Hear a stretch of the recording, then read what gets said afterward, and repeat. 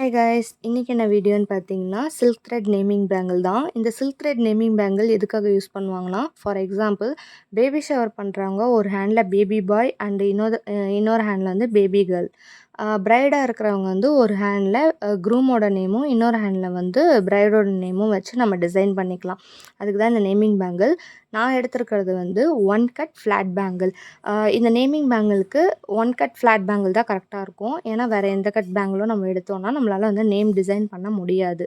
So என்னோடய name வச்சு நான் வந்து சிம்பிளாக பண்ணியிருக்கேன்.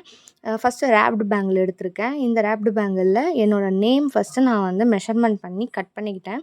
நம்ம வந்து கம் போட்டு கட் பண்ணலாம். பட் அது வந்து எனக்கு வந்து ஈஸியாக இல்லை. பிகாஸ் ஆஃப் நம்ம கம் போட்டு கட் பண்ணோம் அப்படின்னா நழுவுறதுக்கு சான்சஸ் இருக்குது. ஸோ நம்மளால் வந்து அதை கட் பண்ணும்போது அங்கிட்டும் இங்கிட்டும் வந்து நமக்கு அந்த ஷேப் வந்து மாறும். ஸோ அதனால் ஃபஸ்ட்டு நம்ம கட் பண்ணிக்கிட்டு அதுக்கப்புறமா நம்ம கம் வச்சு நம்ம அதை ஒட்டினோம் அப்படின்னா கரெக்டாக இருக்கும்.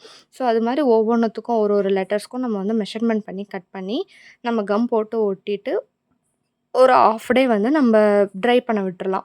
என்னோடய பேங்கிள் வந்து கொஞ்சம் சிம்பிளாக இருந்ததுனால நான் பேக் சைடு வந்து குந்தன் ஸ்டோன்ஸ் வச்சு சிம்பிள் டிசைன் வந்து பண்ணியிருக்கேன். ஸோ இவ்வளோ தான். இந்த வீடியோ உங்களுக்கு பிடிச்சிருந்துச்சுன்னா லைக் பண்ணுங்கள், ஷேர் பண்ணுங்கள். அண்ட் உங்களுக்கும் இது போல் ஆர்டர்ஸ் வேணும் அப்படின்னு நினச்சிங்கன்னா என்னோடய காண்டாக்ட் டீட்டெயில்ஸ் உங்களுக்கு டிஸ்கிரிப்ஷன் அண்ட் காமெண்ட் பாக்ஸில் பின் பண்ணியிருக்கேன். So visit my page. Thank you.